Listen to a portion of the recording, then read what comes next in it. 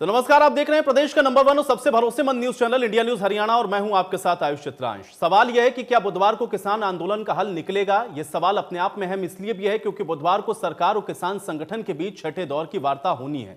बुधवार को होने वाली वार्ता से पहले गृह मंत्री अमित शाह ने भी किसान प्रतिनिधियों को बातचीत के लिए बुलाया।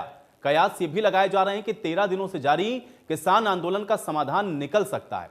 हालांकि किसान संगठन अडिग हैं, लगातार कृषि कानून को वापस लेने की मांग हो रही है। अब किसानों के बंद का असर भी देश के कई हिस्सों में देखने को मिला है, क्योंकि बुधवार के दिन बैठक के लिहाज से बेहद अहम है। तो फिर किसान के मुद्दे को लेकर के भी विपक्षी दल राष्ट्रपति के साथ मुलाकात करने वाले हैं।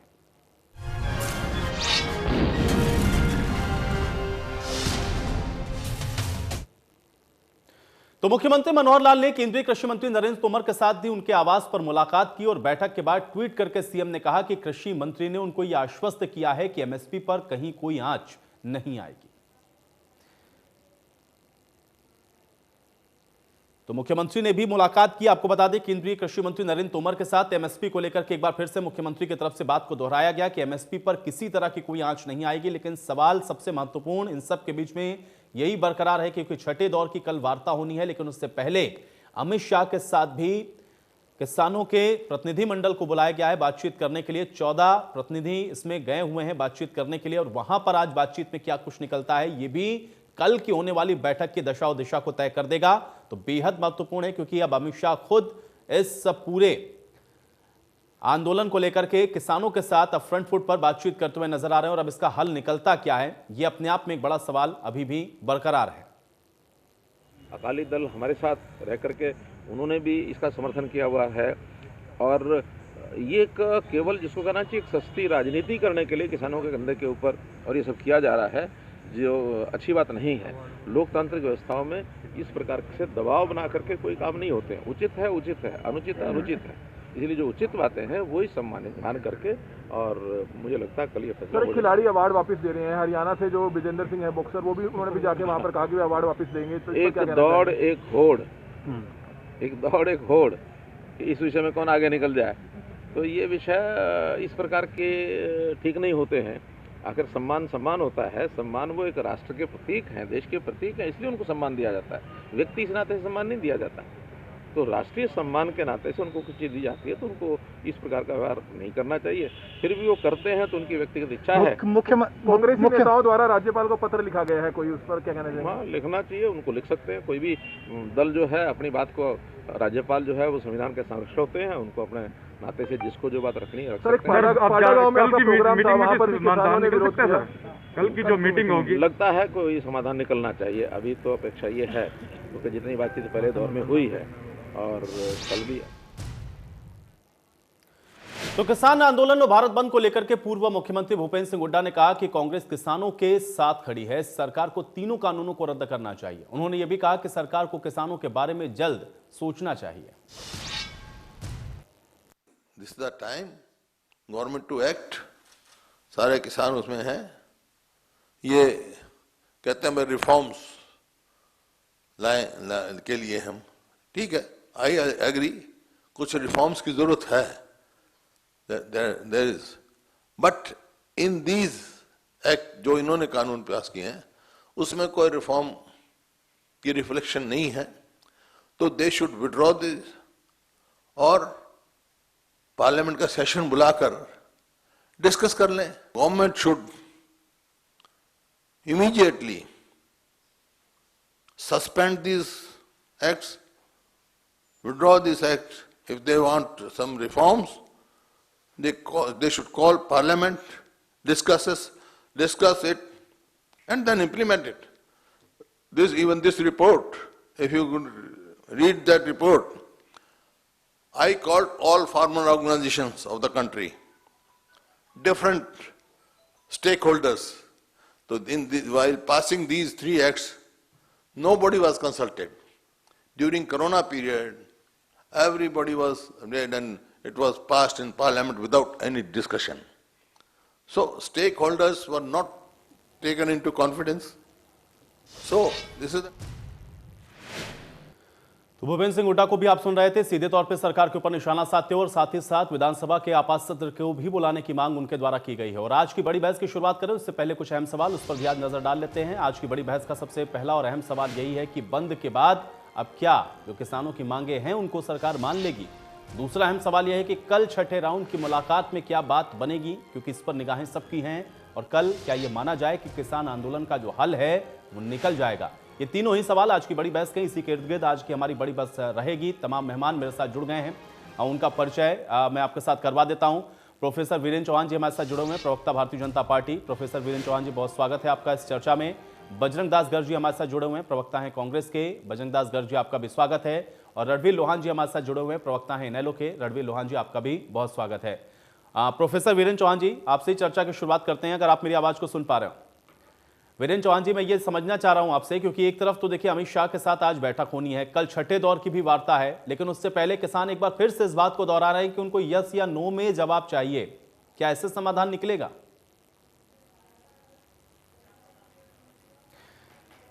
चलिए, वीरेंद्र चौहान जी तक लग रहा है मेरा संपर्क नहीं हो पा रहा है। बजरंग दास गर्ग जी, की अगर आप मुझे सुन पा रहे हो। बिल्कुल आयुष जी, आप बजरंग दास गर्ग जी, अभी अमित शाह के साथ किसान संगठनों की मुलाकात होनी है, वो पहुंच रहे हैं वहां पर। क्या उम्मीद लग रही है आपको कि आज और कल में समाधान हो जाएगा? सर देखिए आयुष जी, बातचीत का दौर जारी रहना चाहिए, अच्छी बात है। और जहां समस्या का समाधान का सवाल है, अगर केंद्र सरकार की नीयत ठीक है तो कोई लंबा चौड़ा बात नहीं है। 3 कृषि काले कानून जो कोरोना महामारी में केंद्र सरकार ने बनाए हैं, मैं ये चाहता हूं कि मेरी मांग भी है केंद्र सरकार से, ये तीनों काले कानून को रद्द किया जाए। जहां तक कि 5 केंद्र सरकार द्वारा किसान नेताओं से बैठकें कर चुके हैं, 5 बैठकों में कोई समस्या का समाधान नहीं निकला। जबकि ये 3 जो कानून है, क्योंकि मैं इसके साथ जुड़ा हुआ हूं, ये 3 कृषि कानून जो है पूरी तरह से किसान आड़ती मजदूर विरोधी कानून है। इससे मंडियां बर्बाद हो जाएगी, किसान को जो है पूरा MSP नहीं मिलेगा। जब सरकारी मंडियां बंद हो जाएगी तो आप आयुष जी देखिए, जब मंडियां बंद हो जाएगी किसान को MSP कौन देगा? एक तरफ तो सरकार कहती है मंडियां बंद नहीं होंगी, सरकारी मंडियां चालू रहेगी, दूसरी तरफ प्राइवेट मंडियां बनाने की ये मंजूरी दे रहे हैं। तो ऑटोमेटिक है, तो प्राइवेट मंडियां आप हरियाणा में देश के अंदर बनाएंगे तो इससे साफ सिद्ध होता है सरकारी मंडियों का वजूद खत्म हो जाएगा। आप देखिए, लोकतंत्र में हर एक व्यक्ति को अपनी बात कहने का अधिकार है, आंदोलन करने का अधिकार है। शांतिप्रिय ढंग से जो हमारे किसान हरियाणा से दिल्ली जा रहे थे, पंजाब से दिल्ली जा रहे थे या यूपी से आ रहे थे, हरियाणा सरकार ने चारों तरफ नाकेबंदी करके इस सर्दी के अंदर ठंडे पानी की बिछोर करके, लाठियां चार्ज करके, आंसू गैस के गोले छोड़कर हजारों किसानों पर झूठे मुकदमे दर्ज करके लोकतंत्र की हत्या की है। सबसे पहले हरियाणा के मुख्यमंत्री जी को इसके लिए खेद प्रकट करना चाहिए, माफी मांगनी चाहिए। आज हमारा देश का अन्नदाता 13 दिन से दिल्ली के चारों तरफ लाखों की तादाद पर सड़क पे बैठा है। आज भारत बंद के अंदर 5-5 किलोमीटर के अंदर पूरे गांवों में जाम लगा हुआ था। ये नहीं कि खाली दिल्ली के चारों तरफ था, देश के हर कोने के अंदर जाम था। जहां हरियाणा की स्थिति थी, हमने भी धरना दिया है, हमने भी प्रदर्शन किया है, पुतले भी जलाए हैं। मतलब स्थिति ये थी, कोई भी व्यक्ति 3 बजे तक कोई गांव से शहर में नहीं आ सका, शहर से आदमी को दूसरे स्टेट जिले में नहीं जा सका। मतलब आज का भारत बंद ऐतिहासिक रहा। सरकार से मेरी अपील है, ठीक है, आप अपनी जिद छोड़कर किसान की मांगों को मानते हुए 3 कृषि काले कानून को रद्द करे और किसान से जो कल वार्ता हो रही है, ये अमित शाह जी से बात हो रही, हाईकमान अमित शाह है, अमित शाह मीन प्रधानमंत्री मोदी। अमित शाह अगर की नीयत ठीक है, जब उन्होंने वार्ता के लिए बुलाया तो मेरी अमित शाह जी से भी अपील है, अमित शाह जी आप देश के किसान के हित के अंदर, देश को बचाने के लिए, आड़तियों को बचाने के लिए, मजदूर को बचाने के लिए ये 3 कृषि कानून रद्द ठीक है, चलिए और चौथे अब विजय तालान जी हमारे साथ जुड़ चुके हैं, प्रवक्ता हैं भारतीय किसान यूनियन के। विजय तालान जी, आपका भी इस चर्चा में बहुत स्वागत है। विजय तालान जी, अभी मुलाकात होनी है क्योंकि आप लोगों की तरफ से भी प्रतिनिधि पहुंचे हुए हैं, क्या मान के चला जाए? क्योंकि यस या नो की तो बात आप लोग कह रहे हैं, लेकिन कल भी वार्ता होनी, उससे पहले अमित शाह खुद बुला चुके हैं आप लोगों को, उम्मीद है कि कुछ निकलेगा रास्ता? सरकारों से हमारी वार्ता होती रहती है और नाउम्मीद जिस दिन हम हो जाएंगे तो कुछ और ही हो जाएगा। हम भारतीय किसान यूनियन महात्मा मानसिंह टिकैत के नेतृत्व में जो भी धरना प्रदर्शन करते हैं और जो अपनी मांग रखते हैं, तो उम्मीद तो हम कभी छोड़ते नहीं है, भले हमारा काम हो या ना हो, लेकिन एक उम्मीद तो हम नहीं छोड़ते हैं। और हमें उम्मीद है कि आज जो गृह मंत्री जी से मुलाकात हो रही है किसानों की, 14 किसान पहुंचे हैं और कुछ ना कुछ सकारात्मक है, और देखते हैं कल की मीटिंग में क्या होता है। लेकिन उम्मीद जरूर करेंगे हम उनसे कि वो किसानों का एक भारत में जितना बड़ा आंदोलन आज हुआ है, हमसे पहले इस तरह से मैं समझता हूं कि कभी एक साथ सभी संगठनों ने मिलकर इस तरह से भारत बंद का आह्वान करके एक संदेश दिया है माननीय प्रधानमंत्री जी को, माननीय गृह मंत्री जी को, और हमें उम्मीद करते हैं कि कुछ न कुछ नहीं, बहुत कुछ किसानों के लिए सकारात्मक होगा। प्रोफेसर वीरेंद्र चौहान जी भी अब हमारे साथ जुड़ चुके हैं। प्रोफेसर वीरेंद्र चौहान जी, अमित शाह के साथ मुलाकात होनी है, कल भी महत्वपूर्ण बैठक होनी है, लेकिन हमेशा की तरह से एक बार फिर से बात वही दोहराई गई है, यस या नो में जवाब चाह रहे हैं, आप लोग चाह रहे हैं कि समाधान हो जाए, कैसे निकलेगा रास्ता? देखिए, सीधा सा व्यवहारिक पक्ष तो इसमें ये है कि संसार में ब्लैक एंड व्हाइट नहीं होता हमेशा, यस और नो ऐसा दृष्टिकोण तो बातचीत नहीं कहलाता, संवाद नहीं कहलाता। संवाद में आप अपनी बात कहते हैं, सामने वाला पक्ष अपनी बात कहता है, दोनों के बीच में उस विषय पर चर्चा मंथन करके कुछ सकारात्मक कॉमन चीजें निकलती हैं और वो वही फिर अंततोगत्वा दोनों पक्ष उस पर रजामंदी करते हैं, सहमति बनाते हैं। जब आप ये कह दें कि मेरी ही बात मानी जाएगी या मैंने जो ओपिनियन बना रखा है उसी पर कायम रहना है, तो फिर इसको संवाद नहीं कहा जा सकता सच्चे अर्थों में। एक बात अच्छी है, सुखद है, जिस पर हम और किसान संगठन बिना अभी समाधान नहीं निकला, बिना समाधान निकले भी एक तरफ हैं, और वो ये है कि हम ये मानते हैं किसान संगठन भी अंततोगत्वा किसानों का हित चाहते हैं, और नरेंद्र मोदी जी की अगुवाई वाली केंद्र की सरकार, भारतीय जनता पार्टी एक पार्टी के नाते वो किसानों के सच्चे पक्षधर हैं। हम भी किसान का अहित नहीं चाहते। हाँ, किसी बिंदु पर, एक से अधिक बिंदुओं पर नजरिए में अंतर हो सकता है, असहमति हो सकती है, लेकिन कोई इस बात का दावा करे कि हम किसान के हितैषी नहीं हैं और वे किसान के हितैषी हैं, तो ऐसा कहने वाला व्यक्ति, उसको अव्यवहारिक कहा जाएगा, उसके नजरिए को त्रुटिपूर्ण माना जाएगा।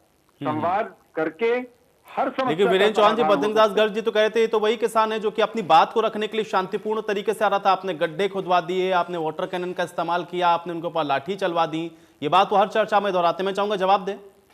मैं बहुत विनम्रता से आपसे कह रहा हूं कि जब से ये कानून बने या अध्यादेश आए, तब से लेकर आज तक संवाद का दरवाजा, बातचीत का दरवाजा सरकार की ओर से पल भर के लिए भी बंद नहीं किया गया, और तो और बंद करना तो दूर, पर्दे भी नहीं गिराए गए उस पर। हमेशा खिड़की, दरवाजे, रोशनदान सब खुले रहे हैं। अब जो बातचीत की प्रोसेस चल रही थी, जब किसान दिल्ली की तरफ आ रहे थे, उस दौरान भी बातचीत कोई थमी हुई, ठहरी हुई थी या बर्फ जमी हुई थी, ऐसा नहीं था।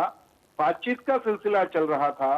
सरकार की दिली तमन्ना आज भी है, कल भी थी, कि किसान को सड़क पर न आना पड़े, किसान ज्यादा संख्या में कोविड काल में इस तरह से वहां पर जमा न हो, इसमें किसान का ही हित है। और कंट्री जिसे कहें कि व्यापक तौर पर देश का, पब्लिक एट लार्ज, सबका लाभ था, इस दृष्टि से रोकने की कोशिश की गई। उसमें जिद जब कर रहे थे आप, जब कोई सरकार का कोई आदेश था कि आप ना बढ़ें आगे, दिल्ली ना जाएं, और भीड़ जब उसको आमादा होती है कि नहीं साहब हम तो जाएंगे, तो फिर कानून व्यवस्था में को बनाए रखने के लिए ऐसे उपाय भी किए जाते हैं, बैरिकेड्स जो हैं ठीक है, वो लगाने चलिए अब रणबीर लोहान जी को भी मैं इस चर्चा में लाऊंगा। रणबीर लोहान जी, एक तो आज का भारत बंद और दूसरी तरफ आज की मुलाकात अमित शाह के साथ जो किसान संगठन पहुंचे हुए, कैसे देखेंगे इसको? मैं तो छठी मुलाकात है ये। मैं तो ये कह रहा हूँ कि भी भारतीय जनता पार्टी के जितना भी नेता है वो सारे के सारे आज की डेट में गरूर में है और किसानों की तरफ लेस मात्र भी नहीं देख रहे। अगर ये देखते तो कोरोना महामारी में नंबर एक बात तो इस कानून को बढ़ाते नहीं, अध्यादेश नहीं लेके आते, और दूसरी बात ये 2 महीने से बैठे और 13 दिन से आज वहां बैठे और मैं कंटिन्यू लगातार वही उनके बीच में ही रहता हूँ। पुलिस डिपार्टमेंट के आदमी और किसान यूनियन के सारे सदस्य एक ही थाली में खाना खाते हैं, इस तरह का भाईचारा। लेकिन भारतीय जनता पार्टी के लोगों के द्वारा किसान को आतंकवादी कहा गया, खालिस्तानी कहा गया, मतलब किस तरीके से, और साथ में जैसे हरियाणा के चीफ मिनिस्टर ने कहा कि हरियाणा का किसान तो आपके पास है ही नहीं, तो हम क्या हरियाणा के नहीं थे? यूपी के भाई भी आए हैं, राजस्थान के भाई भी आए हैं, और जैसे अभी चीफ मिनिस्टर जी का बयान अभी हम सुन रहे थे कि जो खिलाड़ी हैं वो होड़ में लगे हुए हैं। अरे होड़ में नहीं लगे हुए, आप इनकी समस्याओं को नहीं समझ रहे। 2006 में बिहार के अंदर यही सिस्टम लागू किया था, आज वहां मंडियां नहीं है। ठीक उसी तरीके से आयुष जी कि जैसे जियो का सिम आया था तो फ्री में दिया था कि फ्री फ्री फ्री, लेकिन आज उसी जियो का पैसे लिए जाते हैं। ठीक उसी तरीके से आज ये कह रहे हैं एमएसपी खत्म नहीं होगा, आपकी बात कौन मानेगा? मोदी जी ने बीजेपी की सरकार आने से पहले कहा था कि हम 15-15 लाख रुपए देंगे, 2 करोड़ रोजगार। यही गुमराह करने का अंदाज है, यही किसानों को गुमराह करना, उनकी सादगी का लाभ उठाने का यही तरीका है। यही है अंदाज आपका, यही करके आप किसानों को गुमराह कर रहे हैं। ठीक करके जुमले उछाल कर आप किसानों को गुमराह कर रहे हैं मित्र। बात खत्म, किसान अपने घर जाएगा, लेकिन आप आंख बांधने का काम क्यों कर रहे हो? सिर्फ 2 एकड़ का किसान आज हरियाणा के अंदर आयुष जी ये मानने का काम करे, क्या काम करेगा? उनको कहीं अगर कोई अलग काम भी करे 2 एकड़ से तो कहां से पैसे लेके आएगा? आप दूसरा काम क्या करेगा मुझे बता दो। उनमें बेटियां बहन बेटियां कहां से पढ़ेंगी? भारतीय जनता पार्टी कहती है ठीक है, ठीक है, भी रोजगार। वीरेंद्र चौहान जी आप आराम से उसका जवाब दे दीजिएगा। बजरंग दास गर्ग जी, मैं चाहूंगा कि आप भी जवाब देते चलें साथ में, क्योंकि राजनीति आप लोग कर रहे हैं, भ्रमित कर रहे हैं। इसके अलावा अब तो आप संजीवनी मिल गई, चूंकि अब आप लोगों के पास कोई मुद्दा नहीं था, इसलिए आपने सोचा चलिए किसान एक बड़ा बढ़िया मुद्दा है। ये बातें बार बार कही जा रही हैं, इस आंदोलन के साथ कांग्रेस पार्टी को जोड़ा जा रहा है। जवाब दीजिए इस बात का बजरंग दास गर्ग जी। आयुष जी मैं सब स्पष्ट करना चाहता हूँ। पहले मेरे साथी जो वीरेंद्र जी है उन्होंने 2-3 बातें कही, पहले मैं उनका जवाब दे देता हूँ, फिर आपको सारी बातें स्पष्ट कर दूंगा। उन्होंने कहा कोरोना महामारी है, 5 अप्रैल को जब ये अध्यादेश लाए उस टाइम कोरोना महामारी नहीं थी। कोरोना महामारी के अंदर बैक डेट के अंदर इन्होंने ये अध्यादेश लाकर किसानों को बर्बाद करने की साजिश रची। दूसरा, 3 कृषि कानून जब बनाए गए, किसी किसान संगठन से इन्होंने बात की या किसी किसान संगठन इनसे मांग करी भी आप इसको 3 कृषि कानून लागू करें? अपनी मर्जी से लागू कर देते हैं। आज कहते हैं कि किसान अपनी बात थोपना चाहते हैं, यस नो कह रहे हैं। किसानों ने 4 दौर की मीटिंग करने के बाद जब उन्हें कहा जो हमने अपनी मांग रखी है, आप उसके ऊपर यस या नो बताइए, आप हमारी बात मानने के लिए तैयार है या नहीं है। उन्होंने कुछ और नहीं मांगा, उन्होंने ये नहीं कहा कि हमारी फसल के रेट 2 गुना कर दो या कुछ और कर दो। ये तो सिर्फ प्रधानमंत्री जी अपने चेतों को लाभ पहुंचाने के लिए नए 3 कृषि कानून लेकर आए हैं। मैं स्पष्ट करना चाहता हूं, आज ये पूरा देश जो कृषि उपज देश है, हरियाणा जो प्रदेश जो है वो कृषि उपज प्रदेश है। सरकार की गलत नीतियों के कारण 50%, मैं आंकड़े दे सकता हूँ, 50% कृषि के जो हमारे उद्योग है वो ठप हो चुके हैं। ठप आप यह स्थिति है।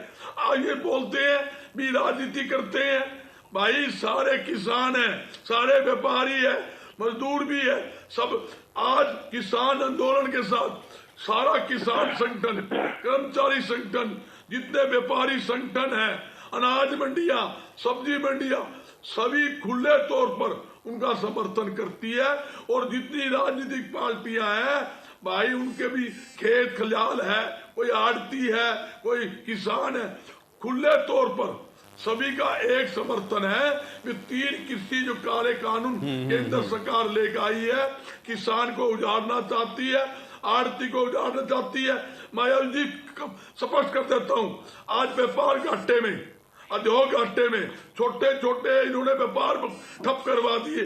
अंबानी अडवाणी जैसे लोग आज भी लगातार प्रॉफिट पे प्रॉफिट पा रहे हैं, एशिया के नंबर 1 के ऊपर। बजरंग दास गर्ग, आप लोगों ने तो उस कानून का नाम ही रख दिया भाई, अडानी अंबानी, ठीक है, उसका जवाब मैं ले लूंगा विरेंद्र जी से। विजय तालान जी को मैं चर्चा में लाऊंगा। विजय तालान जी, भ्रमित किसने किया है? विजय तालान जी, आपको भ्रमित किसने किया है? आपको किसने भ्रमित किया विजय तालान जी? किसी ने भ्रमित नहीं किया। किसान इतना बेवकूफ और भोला नहीं है कि कोई इसे भ्रमित कर सके। जो लोग ये भाजपा वाले कह रहे हैं कि किसानों के कंधे पर रखो बंदूक चलाई जा रही है, राजनीतिक दल बंदूक रख रहे हैं कंधे पर किसान के और चला रहे हैं, ऐसा नहीं है। किसान अपने बारे में जानता और सोचता है, अपना उसका भला कहाँ है या बुरा कहाँ है। जब ये 3 अध्यादेश आए तो भारत में किसानों ने इसका विरोध करना शुरू कर दिया था, लेकिन भाजपा सरकार अपने मद में थी और वो इस बिल को बिल्कुल उस समय पर लाई, कोरोना का डर दिखा करके कि ये आंदोलन नहीं होंगे और एक षड्यंत्र में ये सफल हो जाएंगे। लेकिन उस कोरोना से लड़ करके भारत के किसानों ने एकजुट होकर के हर जगह प्रदर्शन किए हैं। आप दिल्ली में देखिए, यूपी में देखिए, हरियाणा में देखिए, पंजाब में देखिए, महाराष्ट्र में देखिए, गुजरात में देखिए, राजस्थान में देखिए, हर प्रदेश में यही हो रहा है।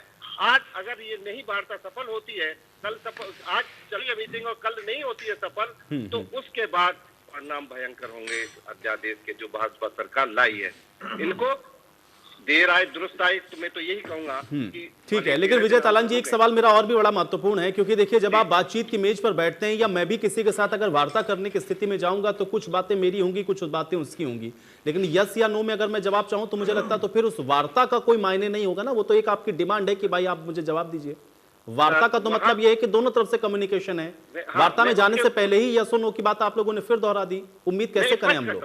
स्पष्ट करता हूं मैं इस चीज को, जो ये यस नो की बात कर रहे हैं, ये कौन सी मीटिंग थी? हमारी वार्ता उनसे कौन से दौर की थी? जब वो हमें दूसरी तरफ खींच के ले जाते हैं, अपनी बात हमें अपने शब्द हमारे मुंह में डालना चाहते हैं और कहलवाना चाहते हैं कि ये मान जाइए। क्यों मान जाए भाई? हमारी तो शर्त ये थी कि भाई एक जो हमारा ये था एमएसपी था, उसे इस अध्यादेश में जोड़ देते कि एमएसपी से कम पर अगर कोई भी व्यापारी खरीद करेगा तो उसके लिए ये अपराध की श्रेणी में आएगा और दंड ये होगा, सजा ये होगी, आर्थिक भी दंड दिया जाए और उसको एक जेल भी हो उसकी। हम ये चाहते थे। जब ये सुना ही नहीं गया तो भारत का किसान तब इकट्ठा होकर के अपने अधिकार और हकों के लिए आया। एक और बात बताना चाहूंगा सर आपको मैं, 52% और 54% और 60% देश की आबादी किसानों की है। एक ये इतना बड़ा वर्ग है, अगर इसके बेरोजगार कर दिया जाएगा तो 52%, मैं 52% ही कहना चाहूंगा कि 52% के लिए रोजगार कहाँ से उपलब्ध कराए जाएंगे? इसे तो बिल्कुल बेरोजगार कर दिया जाएगा तो देश के अंदर एक अराजकता का माहौल होगा, जो मैं समझता हूँ और आप भी सब समझते हैं कि खेती आज मुनाफे का पेशा नहीं है, रोजगार नहीं है, बावजूद उसके किसान देश के लिए अन्न पैदा करता है, किसी भी खाद्यान्न की कमी नहीं होने देता, बावजूद उसे किसान को आज चलिए तालान जी अब मैं जवाब ले लेता हूँ। तालान जी अब मैं जवाब लेता हूँ। वीरेंद्र चौहान जी जवाब दीजिए एक एक करके। देखिए बहुत सारे प्रश्न आए हैं, एक एक का उत्तर मैं देना चाहता हूँ, मुझे समय दीजिएगा। एक जुमला लगातार आंदोलन से जुड़े कुछ लोग उछाल रहे हैं कि हमने किसानों को आतंकवादी कहा, किसानों को खालिस्तानी कहा। समझ लीजिए मित्रवर, और सब लोग समझ लें इस बात को कि हमने किसानों को, आंदोलनकारियों को खालिस्तानी नहीं कहा, लेकिन जो आंदोलन के मोर्चे पर खड़ा होकर के खालिस्तान की बात करेगा, खालिस्तान वालों के चित्र लगाएगा, जो खालिस्तान जिंदाबाद के नारे लगाएगा, उसको मैं किसी किसान यूनियन का नेता कैसे मान लूं, उसको किसान कैसे मान लूं? और वो अगर किसान भी है, समझ लीजिए इस बात को, इसमें कोई कॉम्प्रोमाइज नहीं हो सकता। कोई नहीं कर सकता कि कोई इस देश को तोड़ने की बात करे, चाहे वो जवान हो, किसान हो, व्यापारी हो, कर्मचारी हो, वो अपराधी है उसको किसान कह करके अगर कोई हमारे सामने प्रस्तुत करेगा उसको नकारा जाएगा। रुकिए, सुनिए, मैंने सुना है। नहीं, देखिए आप ऐसे नहीं, गर्ग साहब, नहीं, गर्ग साहब देखिए, आप सुनना है भाई। गर्ग साहब देखिए, अब बहुत सारे सवाल हैं, उनके लिए जवाब लेते हैं। अब अपनी आपत्ति दर्ज कर लीजिएगा, ठीक है? देखिए 1 सेकंड, उनकी बात कंप्लीट होगी, इसके बाद बात कंप्लीट हो जाए, उसके बाद गर्ग साहब बात कंप्लीट हो जाए, आराम से मैं आपको पूरा समय दे रहा हूं ना। नहीं आयुष जी, एक बात है, चौहान साहब की बात सुन लेते हैं, गर्ग साहब सुन लेते हैं। गर्ग साहब आप ही बोलते रहोगे क्या? आप सुन लीजिए। गर्ग साहब देखिए, आपने बहुत सारे सवाल पूछे हैं, लोहान जी ने भी बहुत सारे सवाल पूछे हैं। मैं चाह रहा हूं उसका जवाब हो जाए ना, एक बार जवाब सुनते हैं, मैं फिर आ रहा हूं आपके पास। कांग्रेस के नेता बजरंग दास गर्ग जी, जो व्यापारियों के भी नेता है, मैं उनको ये बताना चाहता हूं कि ये अध्यादेश और कानून किसी से छिपाकर नहीं लाए गए। संविधान में वर्णित अध्यादेश लाने का जो मार्ग है उसका इस्तेमाल करते हुए लाए गए हैं। संविधान सम्मत तरीके से लाए गए, फिर संविधान सम्मत तरीके से देश की बहुमत से चुनी हुई सरकार ने संसद में चर्चा करके वो कानून बनाए हैं। आप उन्हें काला कानून कहकर संविधान और संसद दोनों का अपमान कर रहे हैं। दूसरी बात, आप काला कानून पहले भी कुछ चीजों को कहते रहे हैं। जब हम सीएए का कानून लाए तो कांग्रेस की अध्यक्षा समेत सबने सड़कों पर चिल्ला कर क्या कहा था? आयुष जी, आपको याद होगा, सारे देश ने देखा कि इन कानूनों से सारे मुसलमानों की नागरिकता चली जाएगी। हाय तौबा, जैसे अब किसान को लेकर कहा जा रहा है कि हल ये हो जाएगा, तबाही आ जाएगी, बर्बादी हो जाएगी, उठ खड़े होइए। एक भी नागरिक की उस कानून के कारण एक भी हिंदुस्तानी मुसलमान की नागरिकता नहीं गई है। सच्चाई यही है। ठीक उसी अंदाज में कुछ लोग उसी अंदाज वाले लोग, वही योगेंद्र यादव और उस तरह के वामपंथी, उस तरह के जो विध्वंसक तत्व हैं, अर्बन नक्सल्स हैं, वो किसानों में घुस जाते हैं, किसान आंदोलन के अगुवा बन बैठते हैं और भोले किसान को कहते हैं तेरी जमीन चली जाएगी। एक भी तीनों कानूनों में से एक वाक्य तो दूर की बात है आयुष भाई, एक शब्द ऐसा नहीं है जो मेरे हरियाणा, मेरे देश के किसान की जमीन जाने का प्रावधान करता हो। जमीन न जाए इसका प्रावधान जरूर किया गया है। तो इस तरह का जब गुमराह करते हैं तो स्थितियां विकट होती है। मैं आपको बताता हूं, हरियाणा में, पंजाब में या देश के दूसरे हिस्सों में जमीन के साथ किसान का लगाव ऐसा है कि ये कोई उसको झूठ में भी कह दे कि तुम्हारी जमीन पर आंच आने वाली है, चाहे पड़ोसी के कारण ही आ रही हो। 1 इंच जमीन, खाल, डोर, छोटा सा रास्ता, उस पर खून खराबा हो जाता है। तो जब भोले किसान को जाकर के ये चतुर लोग, अर्बन नक्सल्स, ये कहते हैं कि तुम्हारी जमीन चली जाएगी, जैसे नागरिकता जाने का भय दिखा रहे थे शाहीन बाग में बैठ के, तो स्थितियां खराब होती हैं। भोला किसान चीजों को समझ नहीं पाता है, ये कड़वा सत्य है।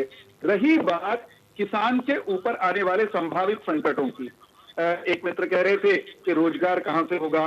किसान 2 एकड़ पर आ गया है, ये सच है। मेरे हिस्से भी उससे ज्यादा जमीन नहीं आती, मैं भी किसान के घर पैदा हुआ हूं। लेकिन क्या 2 एकड़ के किसान को आप उसके पांव पर खड़ा नहीं होने देना चाहते? हमने जो प्रावधान किए हैं, हम जो रास्ता खोल रहे हैं, सुन लीजिए मित्र, बोलिएगा अपनी बारी में। हमने जो रास्ते खोले हैं, हम इस 2 एकड़ के किसान को मंडी का गुलाम रहने देना नहीं चाहते। उसके लिए हम एफपीओज बनाने की बात हो रही है। सब लोग नए रास्ते निकाले, परंपरागत घर्रे पर रख करके कुछ लोग 50-60 साल पुराने सिस्टम में उसको जकड़ कर रखना चाहते हैं। याद कीजिए, मंडी को गुलामी किसान नेता कहते थे।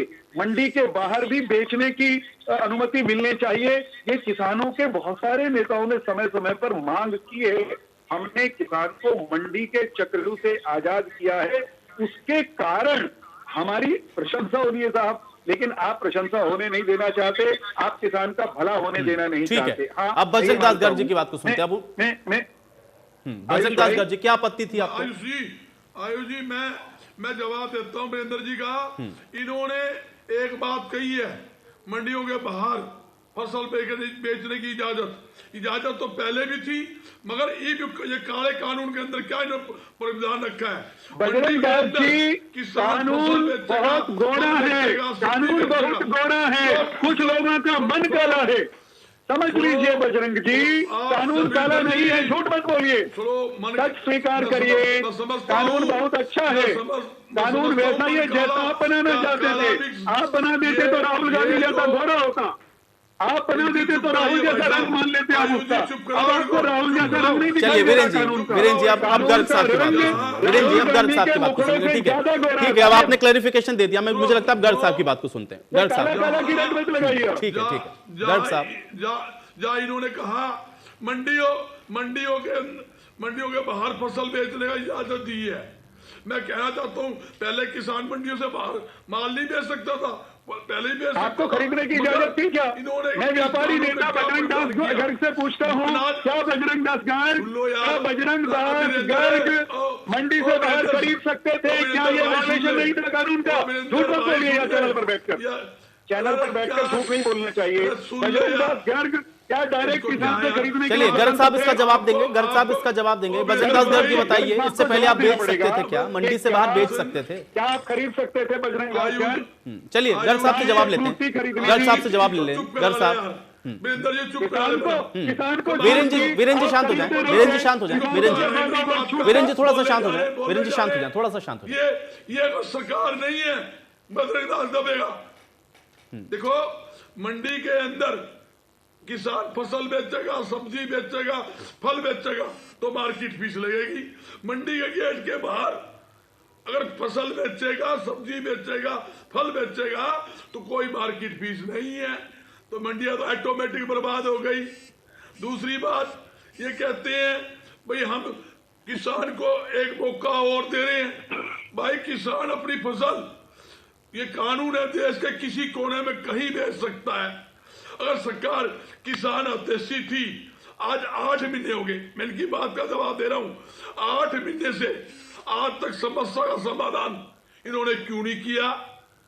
8 महीने तक किसान लड़ाई लड़ रहे हैं, 13 दिन से भूखे प्यासे बॉर्डरों पे लाखों की तादाद पर कड़ाके की ठंड में बैठे हैं, कोई समस्या समाधान नहीं है। ये कहते हैं हम किसान हितैषी है। आज आंदोलन भारत देश नहीं, आयुषी में समझ कर आता हूं, विदेशों के किसान भी भारत के किसान के साथ है और आम नागरिक भी विदेशों से। अब गर्ग साहब आपने चौहान जी को मौका दे दिया, अब आपने चौहान जी को मौका दे दिया। चौहान जी अब आप समर्थन को मुझे ठीक है, मुझे पता था चौहान साहब, मुझे पता है चौहान साहब, मुझे पता है इस पर अब आपकी आपत्ति होगी। ठीक है, लेकिन लोहान जी रणबीर लोहान जी ठीक है, गर्ग साहब ठीक है, अब आपकी बात का जवाब वीरेंद्र चौहान जी से मैं ले लूंगा, लेकिन लोहान साहब लोहान जी ठीक है, आपकी भी आपत्तियां थी किसी बात को लेकर के, मैं चाहूंगा जल्दी से रख लें बात, क्योंकि समय थोड़ा सा कम है अब मेरे पास। आप दोनों लोग शांत हो जाए, वीरेंद्र चौहान जी और बजरंग दास गर्ग, आप दोनों शांत हो जाए। अब भाई इनेलो को भी बोल लेने दें,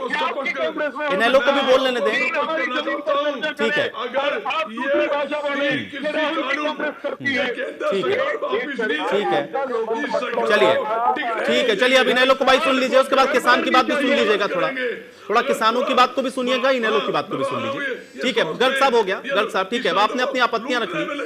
रणबीर लोहान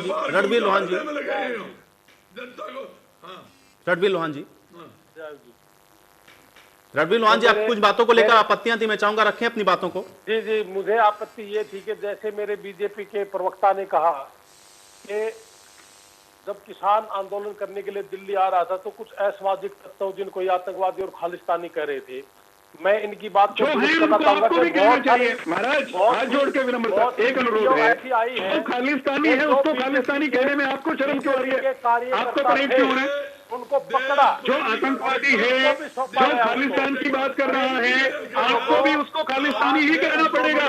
खराब करना चाहते थे, आंदोलन को खराब करना चाहते थे, लेकिन किसान नेता और किसान भाइयों ने आपके कार्यकर्ताओं को पकड़ के पुलिस थाने में दे दिया। आपका जो पर्दाफाश कर दिया, ये किसान है, अब ये बेवकूफ नहीं रहा, ये समझदार है। ये कहता है, आपने कहा कि 2 एकड़ वाले को आप मंडियों तक सीमित रखना चाहते हैं, इसका मतलब आपकी मंशा है कि आप मंडी खत्म करना चाहते हो। आप कह रहे हो कि मंडी अभी 2 मिनट पहले कि आप मंडियों तक सीमित रखना चाहते हो। अरे मंडियों से बाहर जब मर्जी बेचे, किसान को दिक्कत क्या है? मंडी में बेचे, मंडी से बाहर बेचे। आप सीमित रखना चाहते हो कि ये आदमी खत्म हो जाए 2 एकड़ वाला और ये बर्बाद हो जाए। आपने देश को बर्बाद पहले से ही कर दिया। मैं तो आपसे ये पूछना चाहूंगा कि आपको समस्या क्या है चौथा कानून लेके आने में कि सिर्फ एमएसपी से नीचे कोई देगा उसको जेल होगी। सिर्फ एक ही बात चाहते हैं, आप यस और नो में बात करो कि एमएसपी से नीचे कोई भी होगा हम इसका कानून बनाएंगे। किसान कल ही चला जाएगा। अब इस कानून को बनाने में आपको दिक्कत कहाँ है, परेशानी कहाँ है, मुझे थोड़ा समझा तो दे। विजय तालान जी, मुझे बताइए, क्या सिर्फ एमएसपी का ही मसला है? अगर एमएसपी पर सरकार मान जाती है तो यस या नो वाली जैसी स्थिति नहीं रहेगी, कम से कम आप लोग का आंदोलन समाप्त होगा, या और भी कुछ दिक्कत इसमें? तालान जी, ये तीनों कानून वापिस होने चाहिए। आयु जी सुन लीजिए आप, जमानी वापिस होने, परवाह ना करो गर्ग साहब, ये आपकी मनोकामना पूर्ण नहीं होंगी। सरकार भारतीय जनता पार्टी। अरे गर्ग साहब भाई, ये सवाल मेरा किसान नेता से था, ठीक है, वो बात अलग है, कांग्रेस ने कह दिया। अब मैं देखता हूं कि किसान नेता का पक्ष क्या है इस पर। तालान साहब, मुझे बताइए, एमएसपी सबसे बड़ा विषय है ना, क्योंकि भाई किसान के लिए सीधे तौर पर एमएसपी को लेकर के सबसे ज्यादा शंकाएं हैं। एमएसपी पर अगर सरकार मान जाती है तो क्या वापस होगा ये आप लोगों का आंदोलन, या जब तक इसको नहीं वापस लेंगे तीनों कानून तब तक डटे रहेंगे? सर 13 दिन हो गए इस ठंड में, आप देख रहे हैं कि महिला भी हैं, बुजुर्ग भी हैं, वहाँ लोगों की एक्सीडेंट से भी, अन्य कारणों से भी कई लोगों की शहीद भी हमारे हुए हैं, और उसके बावजूद दो शहीद हुए हैं। अब जब ये कानून बन के बात कर रहे हैं भाजपा के फिर मैं ये प्रवक्ता, मैं इनसे कहना चाहूंगा कि जब कोई कानून हमारे लिए बन रहा था तो क्या किसानों के प्रतिनिधि जितने भी हैं, किसानों के बीच में जा करके क्या नहीं पूछना चाहिए था? ये कानून आप आपके लिए ला रहे हैं, तो एक बार उनसे वार्ता की जाती और फिर उसके बाद में लाते तो हमें भी ठीक लगता। दूसरा मैं कहना चाहूंगा कि जो हमारी सबसे पहले लड़ाई थी, यही हम कहते रहे, बहुत बार कहते रहे कि एमएसपी को इस अध्यादेश में एक लाइन छोड़ दीजिए कि अगर इससे कम पर कोई खरीद करेगा तो ये आपराधिक कृत्य होगा, लेकिन इन्होंने सुनी नहीं बिल्कुल। और 13 दिन बाद ये कह रहे वार्ता करने के लिए, जब इनके बिल्कुल नाक से ऊपर पानी बहने लगा है, उसके बाद ये मानने लगे हैं कि हम वार्ता कर रहे हैं, मना रहे हैं। भाई हमारी तो सीधी बात ये है कि किसानों की जान तब बचेगी जब ये एमएसपी को तो इन्हें सुने कर देना चाहिए था। अभी भी एमएसपी को ये एक उस पे अमेंडमेंट इसमें लाए कि अगर एमएसपी से कम पर कोई भी व्यक्ति, एमएसपी कह रहा हूं मैं, मिनिमम सपोर्ट प्राइस है, ये कोई एमआरपी नहीं है, मैक्सिमम रिटेल प्राइस नहीं है सर, उसके लिए ही तो हम लड़ रहे हैं। हम जब अपना मिनिमम सपोर्ट प्राइस आपसे मांग रहे हैं तो आपको देने, आपके द्वारा निर्धारित किया हुआ मिनिमम सपोर्ट प्राइस आपको देने। विजय तालान जी, एक चीज और है, एक सवाल मेरा और है, चूंकि आज बंद भी था, क्या बंद की वजह से भी आपको लग रहा है कि आज अब आप लोगों को बुलाया गया है, मीटिंग आप लोगों के साथ हो रही है, क्या इसका दबाव आप लोगों को नजर आ रहा है सरकार के ऊपर? सर 4 घंटे का हमारा बंद था, पूरे हिंदुस्तान में 4 घंटे का बंद था, 11 बजे से 3 बजे तक का। ये एक हमारा सांकेतिक बंद था। अगर हमारी बात नहीं मानी गई तो देखो सर, फिर तो हम कुछ और भी करेंगे। 4 घंटे की जगह हम 4 दिन भी कर सकते हैं, 40 दिन भी कर सकते हैं। जहां हमें बैठना पड़ेगा, हमारे गांव के बाहर, हमारे कस्बे में, हमारे हाईवे, जहां जहां किसान होंगे वहां हम अपने गांव से निकल के, हमें दिल्ली आने की आवश्यकता नहीं होगी। हम अपने घरों से निकलकर हाईवे पर बैठेंगे, छोटे रोड पर बैठेंगे, फिर जो होगा देखेंगे सर। अब मार तो खाते आए, 72 साल से यही होता रहा है किसान के साथ में। किसान सिर्फ सत्ता हस्तांतरण का साधन है इनके लिए, और सत्ता हस्तांतरण होता रहा है किसान के द्वारा ही। सोचा ये तो सभी राजनीतिक पार्टियों के लिए है, ये सभी राजनीतिक पार्टियों के लिए है सर, कमी कोई कसर कोई नहीं छोड़ता। जब कांग्रेस सत्ता में होती है तो कांग्रेस किसान राजनीति करने का सबसे अच्छा विषय है। चलिए वीरेंद्र जी, अब जवाब दीजिए भाई, देखिए किसान अपनी मंशा स्पष्ट कर रहा है यहाँ पर। देखिए, बहुत विनम्रता से बार बार हम कह रहे हैं कि जो न्यूनतम समर्थन मूल्य की व्यवस्था है वो जब से बनी है और आज जिस मोड़ पर हम खड़े हैं वहां तक न्यूनतम समर्थन मूल्य की कायम व्यवस्था को हमने छुआ नहीं है। वो अरे रुक जाओ मित्रवर, अब आपके बारे में नहीं बोल रहा। सीधी बात सुनने का अभ्यास होना चाहिए, आपको भी सुनना चाहिए, आपको सुनना चाहिए, आपको सुनना चाहिए। मैंने आपको सुना, आपको सुना था भाई साहब, मैंने आपको मैंने सुना था, आपको मैंने विनम्रता से सुना था। आयुष भाई, चलिए वीरेंद्र जी भाई, एमएसपी को लेकर जवाब दे दीजिए, नहीं तो लोहान साहब भाई वही पूछते रहेंगे, आप एमएसपी को क्यों इंश्योर नहीं कर रहे हैं, मंडी क्यों खत्म कर रहे हैं, जवाब दे दीजिए थोड़ा सा। हाँ ठीक है लोहान जी, मैंने आपका सवाल को दोहरा दिया, अब थोड़ा शांत हो जाए। चौहान जी जवाब दें। एमएसपी की व्यवस्था जब से चली, वहां से लेकर आज जिस मुकाम पर खड़ी है, हमने उसको छुआ नहीं, उसमें से एक शब्द निकाला नहीं, वो जस की तस है। हाँ, हमने उसमें किसान के पक्ष की कुछ चीजें जोड़ी हैं। उदाहरण के तौर पर पहले एमएसपी कम फसलों पर मिलता था, केंद्र की सरकार ने पहले से कई गुना फसलों पर एमएसपी देने की व्यवस्था इस देश में खड़ी की, तो हम एमएसपी को मजबूत करने वाले लोग हैं, एक बात। दूसरी बात, एमएसपी पहले जिस सूत्र से मिलता था और आज जिस सूत्र से मिलता है, आप तुलना करिए, लागत का 1.5 गुना एमएसपी मिलना चाहिए, ये स्वामीनाथन साहब की सिफारिश थी। हमने 1.5 गुना एमएसपी देने की व्यवस्था की है स्वामीनाथन साहब की सिफारिश के अनुरूप। तो एमएसपी पर हमारी स्पष्टता बहुत बिल्कुल क्लियर है। हम लोग एक मिनट बजरंग जी सुन लीजिए, एक मिनट सुन लो मित्र भर, सुन लो एक मिनट सेठ जी सुन लो बाजरा का रेट है अरे सुनोगे तो बजरंग जी कैसे, फिर आप कैसे बोलोगे?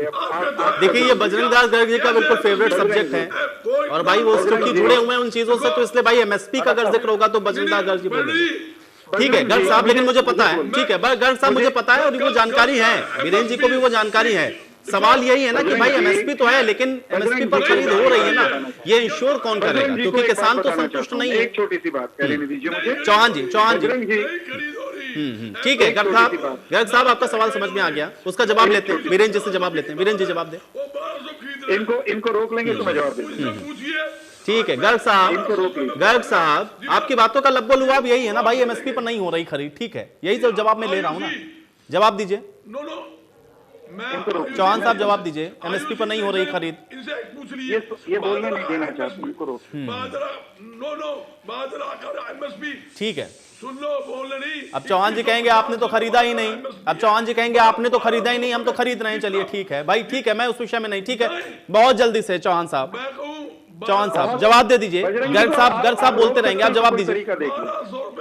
मैं सिर्फ ये कह रहा हूं बजरंग जी, आप उस पार्टी के प्रतिनिधि और नेता हैं जो अंतरराष्ट्रीय स्तर पर ये करार करके चली गई थी 2014 में सत्ता में से कि देश में एमएसपी समाप्त हो जाएगा। मैं उस पार्टी का प्रतिनिधि हूं जिसके मुखिया देश के प्रधानमंत्री नरेंद्र मोदी जी ने डंके की चोट पर कहा किसी कीमत पर एमएसपी खत्म नहीं होने देंगे।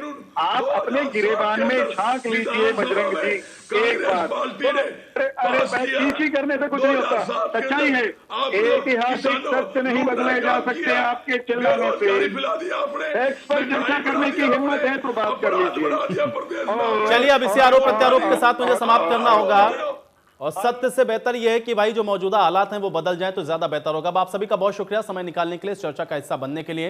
हालांकि वार्ता के दौर लगातार चल रहे हैं, आज भी वार्ता के लिए बुलाया गया है गृह मंत्री की तरफ से किसान संगठनों को और कल भी वार्ता है। अब देखना यह है कि इसका समाधान निकलता कैसे है। आज बड़ी बहस में मेरे साथ फिलहाल इतना ही।